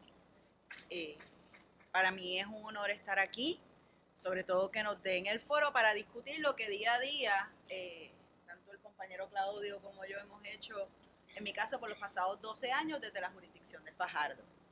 Para mí es bien importante que partir de una premisa. Y para esa premisa, yo encontré hace unos años la cita perfecta. Y esa cita es de doña María Montessori. Y dice, tocar al niño es tocar el punto más delicado y vital, donde todo puede decidirse y renovarse, donde todo está lleno de vida, donde se hayan encerrado los secretos del alma. Por ahí se elabora la educación del hombre del mañana. Vamos a brincar el marco histórico porque ya hemos hablado bastante del asunto de la ley. Vamos a hablar de qué es lo que sucede en los casos de menores. ¿Cuántos de ustedes ven casos de menores? O sea que la mayoría no. Ok. Si me permiten por aquí. ¿Ok? Las salas de menores son unas salas especiales creadas que se supone, ¿verdad? Respeten los derechos constitucionales, apliquen las reglas de evidencia y de procedimiento criminal de manera supletoria. Sin embargo, actualmente los menores, la realidad es que pueden estar en peor estado que los adultos. ¿Por qué les digo eso? A cualquiera de nosotros nos coge un guardia guiando sin licencia, pues nos llevan al tribunal, un juez encuentra causa por un artículo de guiar un vehículo de motor sin licencia y nos citan, se acabó el asunto, vamos a juicio y si en el proceso sacamos la licencia, la llevamos y el fiscal la mira y pide el archivo del caso. En el caso de un menor se puede ir en una detención preventiva por 3 días si es que el juez entiende que pues, su mamá no tiene controles sobre ese menor. Incluso se puede ir a un programa de desvío o una probatoria durante 1 año. Algo que quizás el adulto que no le dio la gana de sacar la licencia porque tenía 3,000 pesos en boleto, se para allí, se declara culpable y paga una multa de $100 y se va para su casa. De eso es lo que estamos hablando. De que actualmente las salas de menores tienden a ser sumamente estrictos e incluso sumamente punitivos con los menores. A veces se nos olvida que son niños, su cerebro está en proceso de desarrollo y esperamos que tomen las decisiones de adultos de 30, 40 años con un bagaje tanto cultural, social y educativo que realmente un niño de 8, 9 o 10 años no tiene. Y vamos a ese asunto de que a mí me parece un espanto estar procesando niños de 8, 9 y 10 años. Compañeros, nuestro cliente es el niño. Quien tiene que tomar las decisiones en el caso es el niño. Todavía yo recuerdo una niña de 10 años a cual yo le tuve que hacer una entrevista sentada en mi falda y temblaba como una hojita. ¿Realmente esa niña entendía lo que aquella juez estaba explicándole? Aquella niña, en el momento en que el policía vino y le leyó las advertencias de ley, es más, se las dio hasta por escrito. ¿Qué conocimiento, qué entendimiento podía tener esa nena de lo que estaba pasando? Pero entonces uno lo plantea en el tribunal y se manda, pues está bien, licenciada, vamos a mandarlo para un asunto de procesabilidad. Y se manda a evaluar a la clínica, que miren, les adelanto, son 4 preguntas. ¿Usted sabe lo que es el abogado? ¿Usted sabe quién es el juez? ¿Usted sabe quién es el procurador? Y ahí sale su cliente procesable. Y usted vuelve y se sienta con él y dice, Dios mío, pero es que no me entiende. Miren, compañeros y compañeras, tienen que buscar un perito. No podemos dejar en español que nos pasen el rolo. ¿Ustedes saben por qué? Porque se les va la vida a nuestros clientes. Porque cada mes que pasa es un mes que ese menor puede estar a la expectativa de perder su libertad. Y me dicen, ¿por qué? ¿Cuál es la probabilidad de que su cliente se busque otra pelea en la escuela? ¿Cuál es la probabilidad de que su cliente vuelva a mandar para el carajo a la maestra? Son muchas, porque son niños. Son niños que muchas veces no están recibiendo los servicios que necesitan y que muchas veces los padres van a requerir.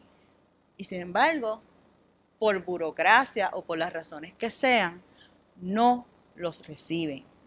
Y esa es nuestra población. Y yo me alegro que haya un cambio de dirección de parte del Departamento de Educación sobre cómo van a bregar con los niños de educación especial, porque son niños que están expuestos constantemente a reincidir en conducta que se encuentra delictiva. Ahora, espero que el esfuerzo sea en conjunto con el Departamento de Justicia, que a fin de cuentas es el que procesa a los menores. Con relación a las estadísticas, lo que a mí más me interesa, ¿verdad? Porque tenemos muy poco tiempo, es que si ustedes miran las estadísticas, mientras menor es el range de edad, más son las querellas de asuntos que se pueden resolver en las escuelas. Agresiones, alteraciones a la paz. Díganme que esos asuntos no se pueden resolver a nivel escolar o incluso a nivel de comunidad. ¿Ok? Ya según se va subiendo en edad, es que entonces vienen querellas más serias. Con relación a la ley de armas, agresiones sexuales, ese tipo de cosas, uno de los asuntos que yo consideré bien interesantes al momento de redactar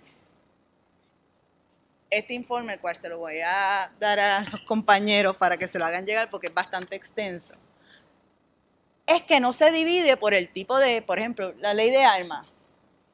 Es una cuchilla, es una pistola, es una AK-47, o sea, aquí hablan de querellas, pero no hablan, estas son las de OAT, no hablan de cuál es la disposición del caso, si el caso se archivó, si el caso se fue en una desestimación, si fue en curso, si no fue en curso, o sea, el tracto. Y es sumamente preocupante que Puerto Rico no cuente con unas estadísticas reales de qué es lo que pasa con cada asunto, porque eso no nos ayuda a crear un mejor sistema, sino lo que hace es precisamente tragarse a los menores en esas salas plagadas de privacidad. Y en esto tengo que darle las gracias al compañero periodista Benjamín Torres Gotay, porque es que nosotros llevamos años denunciando las atrocidades que muchas veces se cometen. Escuchaba al señor secretario hablar de cuando un menor tiene una situación, a lo mejor es una voz de alerta. El año pasado, y es uno de los casos que más me ha tocado en la vida, y aquí está la abogada que lo llevó a apelaciones y que lo ganamos. Un menor sí corrió del maltrato, se refugió en una escuela elemental y fue acusado de escalamiento. Y fue encontrado culpable de haberse refugiado debajo de una escalera durante una semana. De eso es lo que estamos hablando, de sensibilidad. Y sensibilidad en todos los sentidos. No solamente sensibilidad de la gente que investigó el caso, sino del procurador, Y de los 3 jueces, porque no pasó por uno, pasó por 3 jueces y una trabajadora social que rindió un informe recomendando que donde mejor el menor podía estar era en la institución, porque él decía que se quería quedar ahí porque ahí tenía 3 comidas. ¿Qué más razón? ¿Qué más razón para uno hacer una investigación de si esto es un asunto social o es un asunto criminal? Entonces uno lo plantea y lo vuelve a plantear y se cansa de plantearlo y vuelve y retoma la fuerza, porque realmente son nuestros niños y está pasando a puerta cerrada y es un secreto a voces que muchos procuradores son buenos, pero hay otros que no lo son y no dejan de ser fiscales. Y el problema es que nosotros los abogados estamos expensas a, espérate, déjame ver quién me toca hoy. Porque eso puede hacer la diferencia en que su cliente tenga una segunda oportunidad o que su cliente se vaya preso. Lo mismo sucede con los jueces. ¿Qué tenemos ahora? Tenemos 2 proyectos. Un proyecto en la Cámara, radicado por el presidente de la Cámara, que es sumamente punitivo, pero sumamente punitivo. Antes, porque quiero que vean las fotos. Sí, porque la foto está chévere. Ahí. Para los que se preguntan cómo llegan los menores a sala, llegan con su uniforme y llegan esposados con las cadenas en la cintura y en los pies. Esto sin importar edad, género, ni falta. Si un menor te puede llegar así por un empujón o porque rompió un abanico a su mamá y su mamá le dio coraje. Mucho cuidado a los compañeros con eso de estar refiriendo a desvío y a probatoria sin ver las vistas. Usted no sabe lo que va a venir en ese informe social forense. Su cliente merece ver el caso, su cliente merece tener un abogado, no importa que la parte querellante es la mamá o es el papá y va donde usted le dice, licenciada, pero es que no puedo más, o licenciada, es que yo necesito que le den servicio, pero es que los servicios redundan muchas veces en la pérdida de la libertad, o incluso a ese padre hay que advertirle la posibilidad de la pérdida de custodia física y legal de ese menor. Ok. ¿Cómo qué cosas están contenidas en ese proyecto de la Cámara? Vamos a ver, equiparar el proceso de menores al proceso de adultos. Adicional a eso, flexibilizar los criterios de quién puede suplirle la capacidad al menor al momento de la aprehensión, o sea, cualquiera. No importa si usted tiene interés, si es un familiar, si es un trabajador social del departamento, cualquiera. Que al igual que el adulto tenga que hacer alegación de culpa para acogerse a un desvío. Claro, estás en el desvío por una pelea, te buscaste otra pelea, te van a revocar el desvío, pero ya te tengo una convicción, porque ya me hiciste alegación. Así que cualquier otra convicción va de manera consecutiva. El interés es mantener al menor lo más tiempo posible bajo la tutela del tribunal, lo cual es sumamente peligroso. Fomentar y aumentar las renuncias de jurisdicción. En otras palabras, que sea mucho más fácil renunciar a la jurisdicción del Tribunal de Menores para que sean acusados como adultos. ¿Ok? Y esta me encanta. Permitir la renuncia del derecho a asistencia de abogados sin la presencia del padre, madre o encargado. Aumentar los términos de juicio rápido, ampliando el término durante el cual el menor puede estar bajo custodia de reclusión. Atentar contra la confidencialidad del proceso, permitiendo el acceso a partes querellantes o víctimas y testigos en la vista dispositiva donde se discute información personal, social, educativa y médica del menor. En otras palabras, que el tribunal al momento de imponer su medida, allí puede estar todo el mundo, el policía, la parte querellante, o sea, todo el mundo escuchando lo que está contenido en el informe social forense. Y aquellos que litigamos todos los días sabemos que antes de que nuestro cliente sea encontrado culpable, el juez tiene en su expediente un informe con la vida, obra y milagros desde los padres hasta actualmente. Y eso, el que me diga a mí que los jueces no lo ven y no lo leen, realmente yo lo dudo mucho. Y si su cliente está acusado de posesión de marihuana en la escuela y allá le dijo a la trabajadora social de que sí, de que él fuma marihuana y que también le cuenta qué fue lo que pasó durante la intervención y la trabajadora social pues muy cariñosamente lo incluye en el informe. Todo eso ya el juez lo sabe. ¿Cuál es la probabilidad que tiene su cliente de salir no culpable? Por más que usted diga que no había motivo fundado, que fue ilegal. O sea, no hay forma porque ese informe está ahí. Ok. Pero también hay otro conjunto de medidas, que es el proyecto del Senado.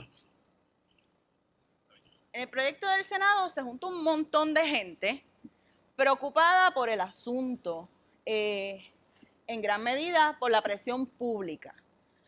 Este proyecto, que es el proyecto que la Sociedad para Asistencia Legal defiende, porque es un conjunto de medidas que no tocan la ley, porque sabemos y estamos claros de que hay menores que cometen faltas serias y hay menores que tienen que estar en el proceso porque hay que responder, hay una responsabilidad social y eso lo entendemos.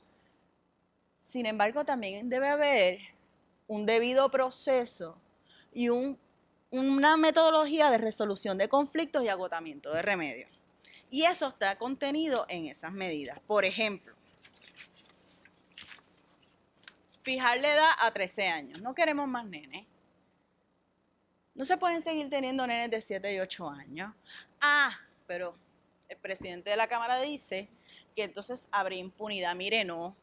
Se está diciendo que en ese caso se puede activar al Departamento de la Familia, se puede activar AMSCA, se puede activar otra serie de agencias para que manejen la situación con el menor. De los 13 años en adelante, un menor de 13 años se puede sentar con un abogado y tomar una decisión de qué es lo mejor que hacer en su caso. Hacemos alegación, no, si yo quiero ver el caso hasta las últimas consecuencias. Pues vámonos hasta las últimas consecuencias. Pero un menor de 10 años no tiene esa capacidad. Y mucho menos si su papá o su mamá está tan perdido en el proceso como él. Porque estos son los papás que le dicen, sí, dale, cuéntale al policía lo que pasó. ¿Ok? Estamos hablando de que también se incluye el proceso de mediación, el agotamiento de recursos. ¿Qué quiere decir el agotamiento de recursos? Que antes de que la situación llegue al tribunal, se trabaje sobre todo a nivel de escuela. Hay unos compromisos a nivel de escuela, se trabaje. Si no es posible trabajarlo a nivel de escuela, entonces aquello que el menor haya dicho en ese proceso no puede ser utilizado en el tribunal en su contra. Evidentemente, el uso de las restricciones mecánicas sería totalmente prohibido. Esta foto yo la tomé hace 2 semanas en una actividad de OAT en Vieques. Estas son las restricciones mecánicas y todo eso es el material que usan los alguaciles en contra de tanto adultos como menores. ¿Ok?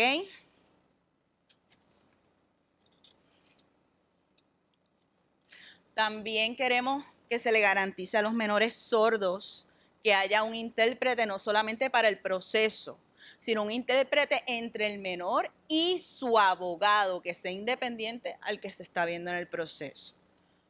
Ok. Cuestión de los términos, que los términos para las vistas en alzada sean más cortos.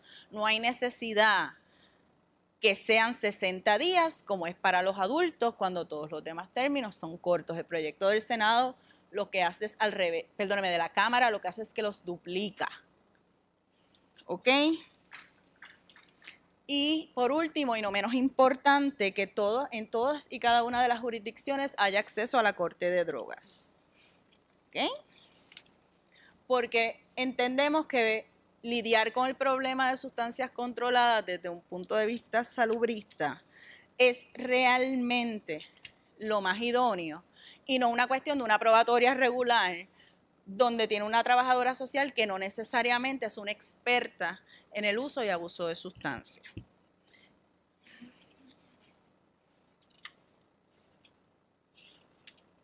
Por lo tanto, compañeros y compañeras, tenemos tanto que hacer en la lucha por los derechos de los niños y jóvenes de nuestro país, los de educación especial, los que confrontan problemas de salud mental o simplemente los adolescentes que están creciendo en un país de intolerancia y de mano dura. Les exhorto a luchar por cada uno de los derechos de sus clientes, pero sobre todo el derecho fundamental de ser niño y joven, a construirse a través de las experiencias y apostar a un mejor futuro. Gracias a la licenciada Yajaira Colón Rodríguez por su ayuda, a mis compañeros de Sal por el País, que nos hemos tirado a las escuelas y comunidades a llevar la información, y a todos y cada uno de mis compañeros abogados que han dedicado noches interminables a defender los derechos de aquellos ciudadanos más frágiles, nuestros Dieguitos y Mafaldas. Y cierro con esta cita. Derecho no ejercitado no es derecho. Derecho no vivido no es derecho. Derecho pasivo no es derecho. Para él, sea en la vida lo que es en la esencia de nuestro ser, hay que ejercitarlo. Ejercitarlo es cumplir con el deber de hacerlo activo, positivo y vivo. Don Eugenio María de Hostos.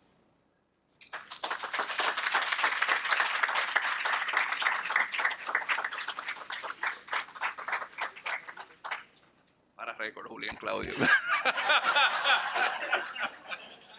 Yo iba a decir unas palabras, voy a coger 2 minutos, ¿verdad? Porque, ¿verdad? Ya, no, para nada, excelente. Mire, tenemos que resumir aquí y hacer hincapié, ya que estamos celebrando los derechos humanos, y vamos a asumir que esto es un conflicto, ¿verdad? Y hay varios actores. Está tribunales, estamos los abogados de defensa, está el Cuarto Poder, está el Departamento de Justicia, el Departamento de Educación. Y lo que sí pude, ¿verdad?, tomar unas notitas y sacar un consenso, es que se manifiesta que no hay los recursos, se manifiesta que no hay personal, de todo.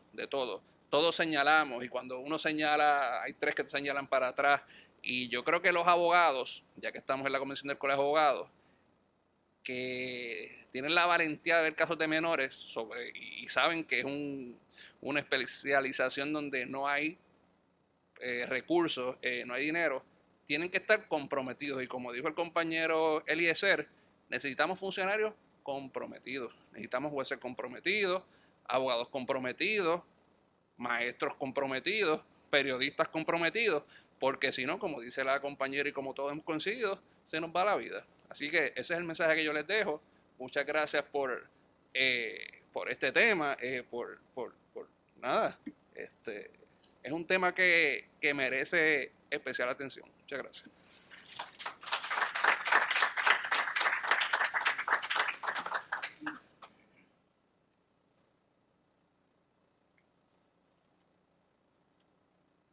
Estoy contenta y creo que la comisión debe sentir lo mismo porque ha sido un buen panel, un excelente tema discutido desde los ámbitos, ¿verdad?, primordiales. Tenemos la gran oportunidad de comentarios y preguntas que el público quiera hacer, así que siendo bastante conciso, por favor, adelante, compañero Aldrich.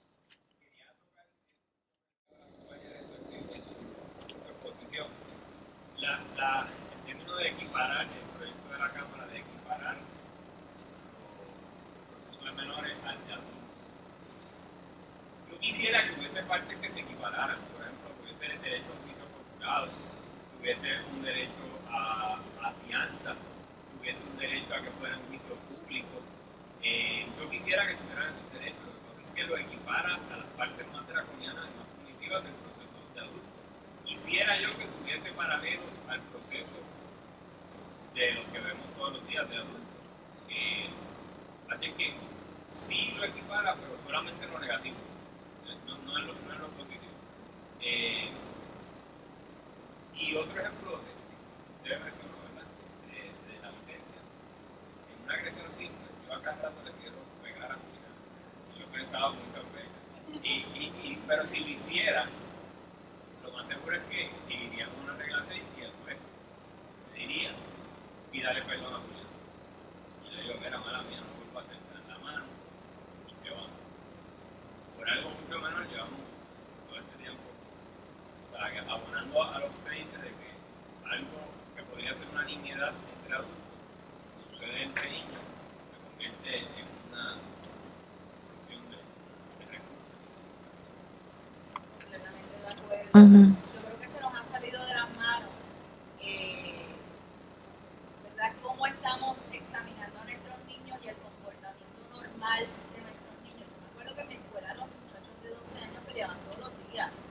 Peleaban todos los días por la mañana y después por la tarde estaban jugando brinca. O sea, una vez se mete el tribunal, aunque los muchachos estén jugando brinca todas las tardes, y el caso está en el tribunal y hay una animosidad incluso entre los adultos que componen el proceso, el abogado, el procurador, el juez, la trabajadora social, que realmente ni tan siquiera abona al mejor bienestar del semestre. Okay. Aquí atrás el compañero. Yo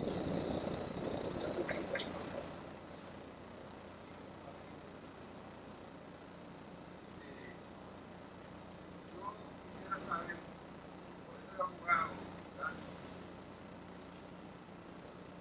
Una está universidad. Claro, el manual de las cárceles está llena de negros y pobres. También la protesta contra las menores también incide en ese. Yo creo que hay que incluir un proceso de educación, justamente racismo, la podrida, segundo, la pregunta específicamente quiere decir No tenemos procurador aquí, así que el licenciado Ramos. Ok. que si quiere decir que los procuradores de menores tienen licencia para violar una ley federal, la ley de dejar directores de escuela, de acusar a un niño que lo cobija la Constitución de la colonia del Estado Libre Asociado de Puerto Rico, la Constitución de los Estados Unidos de América, la Ley de Derechos Civiles, las leyes contra el bullying o el hostigamiento e intimidación en las escuelas y la ley IDEA, que tiene unos delineamientos específicos con relación a cuál es el procedimiento para utilizar con estudiantes de educación especial. Eliezer, tú vas a contestar. Partiendo y aclarando en primer lugar que no, la ley no impide que el caso sea referido. Hay unas obligaciones que cumplir, pero no hay un impedimento de que el caso sea referido a tribunales. Lamentablemente no, permite que el caso sí pueda continuar, pero Sí, no, vamos a no. abundar. No existe un impedimento total de la ley IDEA para procesar un menor. Está de nosotros, el país, determinar qué queremos hacer y cómo queremos manejar esas situaciones. Por eso hablé de replantearnos de verdad lo que tenemos, de mirarnos como sociedad a dónde queremos llevar a esos niños cuando esto pase. Cuando pase por lo mismo que pasamos, que el periodista habló de, yo también tuve las mías. Y nunca me llevaron a un tribunal. ¿Cómo queremos manejar esas situaciones? Pero como tal, la respuesta es que la ley IDEA no limita el procesamiento, ¿verdad?, de un estudiante. Es una ley amplia de servicios dentro del contexto académico, ¿verdad? El paso de lo que es la ley de menores, pues tiene su contexto y tiene su forma de trabajar. La pregunta es, ¿realmente debería ser una ley para criminalizar un acto o una ley para atender las necesidades de esos estudiantes precisamente? Hay una... Sí, yo quería, Perdóneme, antes de continuar, solamente para aclarar que tenemos la gente de la próxima actividad que coincide con esta hora afuera. Vamos a los comentarios aquí, una última pregunta aquí y desafortunadamente vamos a tener que cerrar, podemos seguir hablando afuera entonces. Yo quería agregar o comentar que yo escucho la ponencia del licenciado Ramos hablando de todo lo que el departamento va a hacer y todo suena muy bonito y todo suena perfecto. Yo llevo 20 años oyendo cosas parecidas y seguimos igual, pero vamos a dar el voto de confianza a la administración de ahora. No tenemos otro remedio tampoco. O sea, tenemos que confiar porque no podemos hacer nada más por el momento. Sin embargo, en el caso de la niña Alma Yariela, no existe constancia de que en la escuela se haya seguido el protocolo de IDEA. Punto, cero. No se siguió. El director que estaba a cargo de esa escuela sigue a cargo de esa escuela. El Departamento de Educación no ha hecho nada con ese director y por lo tanto los demás directores se sienten en la libertad de violar la ley y pasársela, perdónenme la palabra, por el forro cuando les salga de la gana, porque ellos ven que no hay consecuencias. Yo estoy seguro que si el Departamento de Educación emprende un operativo, una acción contra ese director, lo pone en proceso de despedirlo, de suspenderlo, de amonestarlo, de lo que sea, aunque no tenga éxito, porque sabemos que las leyes tienen dos caras, ¿no? Aunque no tenga éxito, los demás directores que tengan una situación con estudiantes de educación especial lo van a pensar antes de dejar que las cosas sigan corriendo su curso. Yo quisiera preguntarle al licenciado aquí si yo no me he enterado si se está haciendo algo con ese director o si se le dejó por la libre. Complejo. Hablar ¿verdad? De un caso en específico conlleva, ¿verdad? Para mí, quizás un poco trastocar la línea y la responsabilidad que yo tengo. Yo no estoy precisamente para públicamente juzgar una situación que reconozco que está en los medios, que reconozco que es lo que ha generado discusión pública, no quiere decir que esté como funcionario del Departamento de Educación limpiándome las manos y diciendo, yo no miré eso. Yo sí miré un expediente escolar, yo sí miré lo que había en ese expediente, yo sí observé detenidamente qué fue lo que ocurrió ahí. Yo no vine hoy a justificar el sistema, tampoco. Yo creo que se pudo haber hecho más en ese caso. De ahí a decirle hoy que tengo una conclusión de que en efecto hubo una negligencia crasa de alguien, honestamente no le he podido detectar. Si alguien tiene la evidencia sobre eso, yo con mucho gusto la reviso y la analizo. El departamento, ¿verdad? Inmediatamente por instrucciones de la secretaria, fue proactivo en este asunto. Yo tuve la oportunidad de ver muchísimos documentos. Hay muchas variables en este caso. Sí, te reconozco. Pudimos haber hecho más por Alma. Sí. ¿Ustedes determinaron si el director siguió o no siguió? Hay un protocolo que se siguió. Hay una documentación que está en ese expediente. Hay una función social que se llevó a cabo, hay una serie de cosas que sí se hicieron. O sea, no quisiera entrar en el detalle, ¿verdad?, de lo que es el caso públicamente, sobre todo por respeto a la misma estudiante, a la menor que está en juego. Bueno, no puedo aceptar más que... Ok, bueno, pues entonces no puedo aceptar más preguntas, lo siento, porque nos están esperando fuera del salón. Disculpen, podemos hablar afuera. Les pido un aplauso para nuestro panel que estuvo excelente.